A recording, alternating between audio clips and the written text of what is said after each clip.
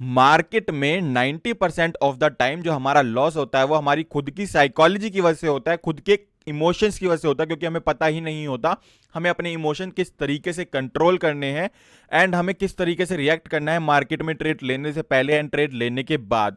So what's up guys, welcome back to Bulldozer Academy. आ चुके हैं एक नई वीडियो के साथ। आज बेसिकली डिस्कस करेंगे साइकोलॉजी का स्टेप 4, जिसमें हम एडवांस साइकोलॉजी डिस्कस करने वाले हैं कि हमें ट्रेड लेने से पहले क्या करना है, ट्रेड लेने के बाद क्या करना है। ठीक, ये स्टेप 4 है बेसिकली। जिन्होंने पहले के स्टेप्स नहीं देखे हैं, आई बटन पे लिंक है, प्ले लिस्ट जाके एक बार चेक मार लेना। सो बिना टाइम वेस्ट करते हुए आ जाते हैं अपनी मेन स्क्रीन पे। देखो, सबसे पहली चीज, हमें ट्रेड लेने से पहले क्या करना है। ट्रेड लेने से पहले हमें अपनी खुद से कुछ चीजें पता होनी चाहिए, क्योंकि कहीं ना कहीं बिगिनर ट्रेडर जल्दबाजी करता है, बहुत आलस करता है थोड़ी सी मेहनत करने में। तो वो जब तक मेहनत नहीं करेगा तब तक यहां पे उसका प्रॉफिट नहीं होने वाला है एंड उसकी साइकोलॉजी ही उसके प्रॉफिट की बाधा बन रही है। तो यहां पे हमें ट्रेड लेने से पहले ही सेक्टर और इंडेक्स हमें पता होना चाहिए कि हमें कौन से सेक्टर में कौन से इंडेक्स में ट्रेड लेना है। ठीक, फॉर एग्जांपल अगर आप स्कैनर यूज कर रहे हैं पर्टिकुलर कि मैं इस स्कैनर के बेस पे ट्रेड ले रहा हूं, तो आप पर्टिकुलर जो भी स्टॉक उठा रहे हैं उसका आपको सेक्टर पता होना चाहिए कि मैं कौन से सेक्टर का स्टॉक उठा रहा हूं यहां पे। या फिर आप इंडेक्स उठा रहे हैं तो आपको इंडेक्स का भी सेक्टर पता होना चाहिए। जैसे निफ्टी 50 में क्या चीज आती है, निफ्टी 50 में टॉप 50 कंपनीज आती है, बैंक निफ्टी में बैंकिंग सेक्टर आता है। तो ये आपको पूरा पता होना चाहिए कि आप कौन सा इंडेक्स उठा रहे हैं, कौन सा सेक्टर उठा रहे हैं। ठीक, सबसे पहले ये बहुत बेसिक चीज है। ये बहुत बेसिक चीज भी बहुत बंदे फॉलो नहीं करते हैं। बहुत बंदों को ये भी नहीं पता होता बैंक निफ्टी क्या होता है, निफ्टी क्या होता है, बट उसमें ट्रेड कर रहे हैं। सो ये बेसिक सी चीज थोड़ी सी समझ लोगे, आगे आपके लिए काम आएंगी। ठीक, अब इसके बाद हमारे पास नेक्स्ट चीज आती है बेसिकली स्ट्रेटजी। देखो, स्ट्रेटजी आपको मार्केट में बहुत मिल जाएंगी। आपके अकॉर्डिंग, आपकी प्रोफाइल के अकॉर्डिंग आपके लिए कौन सी स्ट्रेटजी वर्क कर रही है ये आपको फाइंड आउट करना पड़ेगा। जब तक आपको एक ऐसी स्ट्रेटजी नहीं मिल जाएगी कि पर्टिकुलर ये स्ट्रेटजी मेरे अकॉर्डिंग काम करती है। देखो, मार्केट में साइकोलॉजी तो आपकी बाद में आएगी, लेकिन आपकी स्ट्रेटजी पहले आएगी। कि अगर आपकी स्ट्रेटजी वर्क नहीं कर रही है तो आप कहीं ना कहीं साइकोलॉजी खराब करोगे। क्यों? क्योंकि आपका स्ट्रेटजी ही वर्क नहीं कर रही है, तो आपका लॉस तो होना स्वाभाविक है। ठीक, तो यहां पे आपकी स्ट्रेटजी सही होनी चाहिए और स्ट्रेटजी बैक टेस्टेड होनी चाहिए। अब दूसरा आता है हमारा वाई, कि हमने वो स्ट्रेटजी यूज कर रहे हैं, हमें पता है इससे प्रॉफिट होगा, लेकिन उससे प्रॉफिट क्यों हो रहा है, या फिर अगर उस स्ट्रेटजी से लॉस हो रहा है तो उस स्ट्रेटजी से लॉस क्यों हो रहा है। देखो, मैं एक सिंपल सी बात बताऊंगा। रिटेल ट्रेडर जो कर रहा है मार्केट में, उसका अपोजिट भी करोगे तब भी आप प्रॉफिट में रहोगे। ठीक, आप एज अ बिगिनर अगर मार्केट में आए हो तो अभी तक जो कर रहे थे ना कि मेरे को लग रहा है यहां से मार्केट ऊपर जानी चाहिए, बस वहीं पे आपको मार्केट में बाय नहीं करना है, वहीं से आपको मार्केट में सेल करना है। लेकिन अगर आप कोई स्ट्रेटजी यूज कर रहे हो तो आपको स्ट्रेटजी का वाई पता होना चाहिए कि आप वाई क्यों यूज कर रहे हो। आप अपने साथ एक रिटेल ट्रेडर बिठाओ जो बेसिकली एक प्रॉपर बिगिनर है। ठीक, उसको बिठाओ, वो जो बताए कि बेसिकली यहां पे बाय करो, यहां पे सेल करो, उसका अपोजिट करो, वहां पे भी आप प्रॉफिट में निकलोगे। ठीक, यहां पे हमें स्ट्रेटजी का वाई मिल गया। वाई क्योंकि हम रिटेल ट्रेडर के अपोजिट चल रहे हैं, तो वो हमारा स्ट्रेटजी का वाई है। तो ऐसे ही हमें हर स्ट्रेटजी का वाई पता होना चाहिए जितनी भी स्ट्रेटजीज आप यूज कर रहे हो यहां पे। अब नेक्स्ट आता है हमारा एसएल। ठीक, बहुत से लोग बिना एसएल के ट्रेड करते हैं। एसएल लगाना इंपॉर्टेंट है और सिस्टम में लगाना इंपॉर्टेंट है। मेरा माइंड में एसएल है भाई, वो तो साइकोलॉजी डिस्टर्ब करेगा ही। जब तक तुम्हारा सिस्टम में एसएल प्लेस नहीं होगा तब तक तुम्हारी साइकोलॉजी डिस्टर्ब होगी ही होगी। एंड एक बार एसएल प्लेस कर दिया तो वो ना तो नीचे जाएगा, ऊपर ट्रेल कर सकते हो अगर प्रॉफिट हो रहा है, तो नीचे नहीं जाएगा वो एसएल वहीं रहेगा।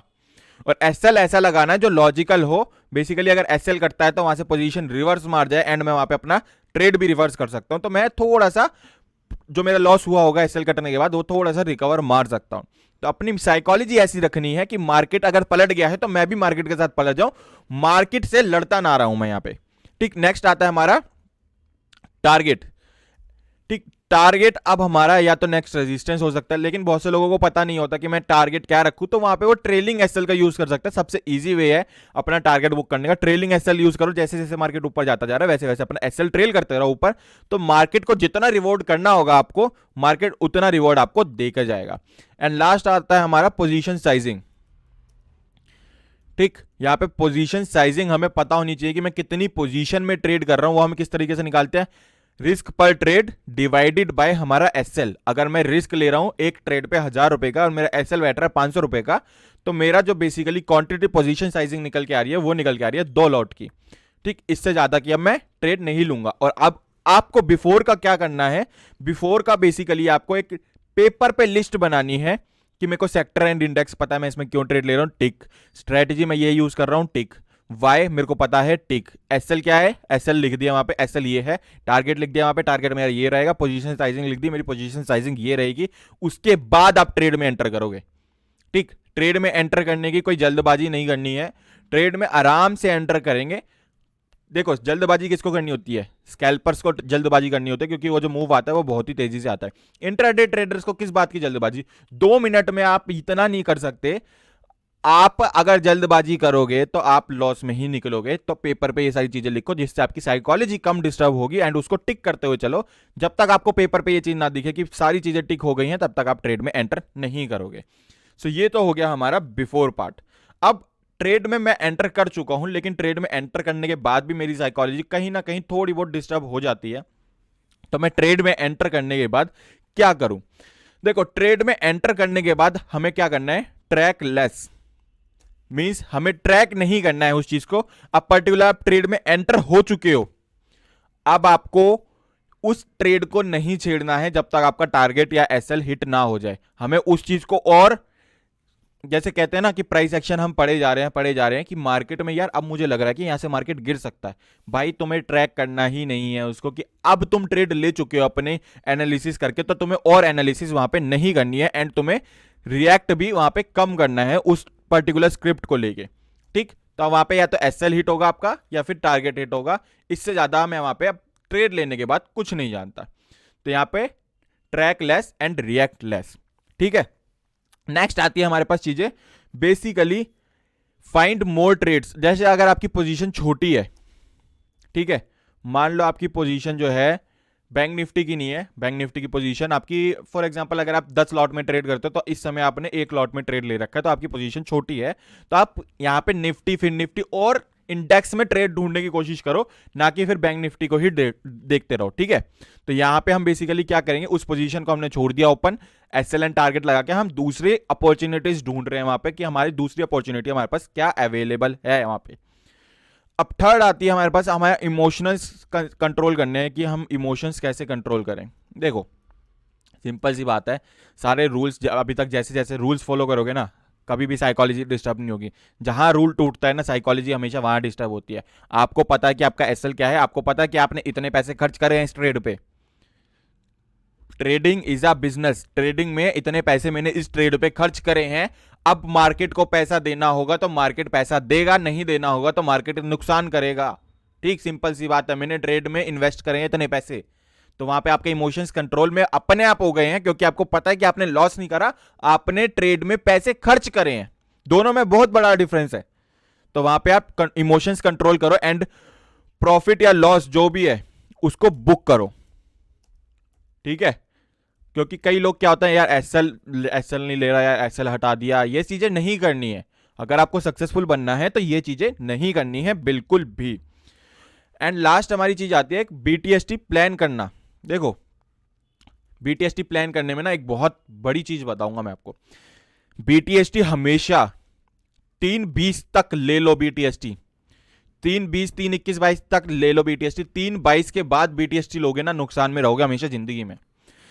मार्केट में हमेशा जब भी प्राइस क्लोज होता है तो हमारा closing price and last traded price जो है वो बेसिकली बहुत डिफरेंट होता है। तो मार्केट में अगर आप ट्रेड ले रहे हो लास्ट मिनट पे, और एंड वो जो प्राइस चल रहा है वो हाईएस्ट चल रहा है इस समय, तो कहीं ना कहीं जो क्लोजिंग प्राइस निकल के आएगा वो नीचे निकल के आएगा, एंड आपका मार्केट कल बीटीएसटी ओपन होने से पहले ही लॉस हो गया। तो वहां पे आपको बीटीएसटी जो लेना है वो 3:22, 3:21 तक ले लो। एंड बीटीएसटी हम किस तरीके से ले सकते हैं, बीटीएसटी देखो बेसिकली हम लास्ट की 3-4 कैंडल्स देख सकते हैं वॉल्यूम के साथ, जिसमें आरएसआई जो है हमारी 60 से ऊपर होनी चाहिए। 60 से ऊपर होगी तो हम बीटीएसटी लेंगे, 40 से नीचे होगी तो हम एसटीबीटी लेंगे, 40 से 60 के बीच में होगी तो हम उसको इग्नोर कर सकते हैं, ठीक। एंड आपको भी पता है 33% ऑफ द टाइम जो है हमारी मार्केट बायर्स के पर्सपेक्टिव में रहती है, एंड 66% ऑफ द टाइम हमारी सेलर्स के फेवर में रहती है। तो हमें उस चीज को भी कंसीडर करना है। सारी चीजों को कंसीडर करते हुए ये सारी चीजें फॉलो करोगे तो आपकी साइकोलॉजी यहाँ पे थोड़ी सी इंप्रूव हो सकती है। एंड आई होप ये वीडियो आपको इन्फॉर्मेशनल लगी होगी। अगर वीडियो अच्छी लगी तो वीडियो को लाइक करो, चैनल को सब्सक्राइब करो, क्योंकि 90% ऑफ द व्यूअर चैनल को सब्सक्राइब नहीं करते हैं। तो चैनल को सब्सक्राइब कर दो, ऐसी ही वीडियोस मैं डालता रहता हूं। फिर मिलेंगे ऐसी वीडियोस के साथ, तब तक के लिए टेक केयर, गुड बाय।